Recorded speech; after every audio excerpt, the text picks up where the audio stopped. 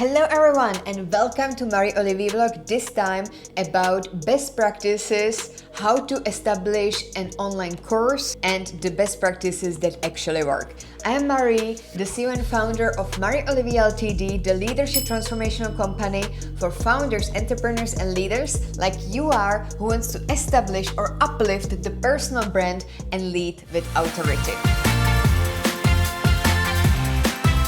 By the way, I'm also obsessed by health, so if you want to get some health and lifestyle practices for busy people, then connect with me on LinkedIn, Marie Zamecnikova, or hit follow on Instagram, Marie-Olivier_, and you can also learn something more about how lifestyle can serve your business. But today, let's get back to this topic of the online courses and their best practices that actually work. So when I decided to do an online course, I wanted to monetize my skills and my know-how. So the first best practice is that you should not do an online course because you just see the money behind it. So you should already have some skills and experiences with coaching people and to know what kind of topic people want and also need on the market. A lot of people, they just decide to do online courses because they are promised to monetize, to be rich, to get the money from it, and this is then creating this negative connotation that we have in nowadays world with the online courses. But online courses is a tool.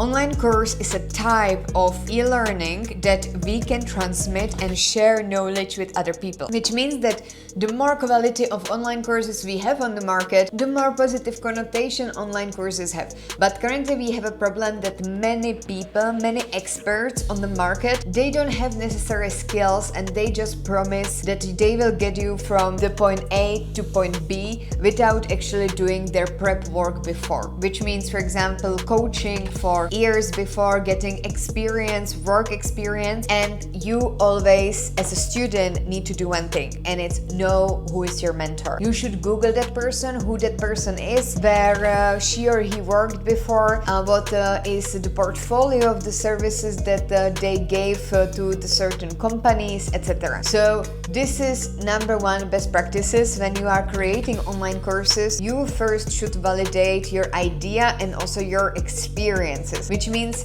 that you are coaching people one-on-one or the groups, or for example, you also can see that something doesn't work in your organization. You also know that other organizations have similar problem, and like this you validate an idea that this exact knowledge, this exact topic is needed on the market, on the internet. So validation is really important, and then you also need to prove it by doing, for example, survey or asking people. This is usually very good if you already have a community, so to ask in the community, hey guys, like what would you say if I would establish, for example, online course in this specific niche? Would you like it or not? How would you, for example, structure it? What would you like to improve as your skills in this topic? So for example, monetization of skills, and then you validate it based on your community. And this is one of the best practice that a lot of people oversee. They just think themselves that it's needed, but they don't validate with other people that there is a place on the market and then for possible monetization. So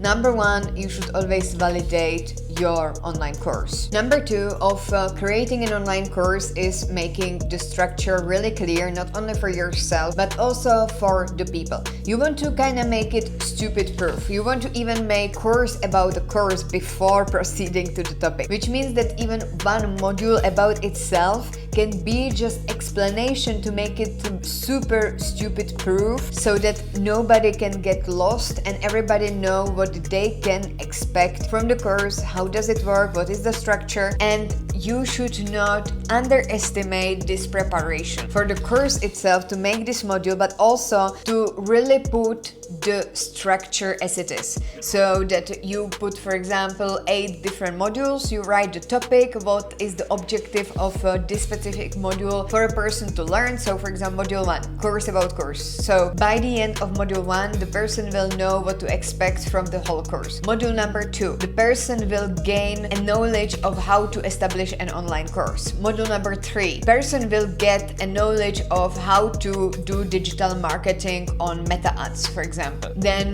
module number 4, a person will get an understanding of how to monetize their skills via, for example, Kajabi. And you continue like this, you put everywhere in each module what is the goal that the student will achieve by the end of the module. And then the same you also do for lessons. So if you are not really skilled yet in online courses, so first you have the course, so topic of the course, for example, stop seeking, start attracting. Then you have certain modules, so you will have like 8 modules like this, and each module has certain lessons. So each of these things should have its objective. The course should have the objective, so why the person should actually enroll in it. Then the module has its objective, and then the lesson should have its objective. And you continue to put these things into, for example, Excel sheet, or it can be in a Word document, in the whiteboard, etc. And then you write the topics of each lesson, topic of each module. And the structure is super important, not only for you to know what to follow, but also for your students to not get lost. And then the last best practice is about simplicity. A lot of people, they do, for example, 8 modules, 12 modules with like 100 lessons, and it's like super big. And what does it do is that it's overkill. You will also learn that over time you will be able to establish more courses, so that, for example, from one big course you will just trim it and you will just do a small mini course from 2 modules. And the more you will be recording, the more you will be increasing your digital assets, the more you will be able to monetize it. So you can then play around with different modules, with different lessons, and it will bear fruit. So don't overkill it at the first, really try it out, even record maybe some mini course. What happened to me when I created my first online course, I actually created mini course which then ended up with 8 modules. So you can imagine if I would go for like really full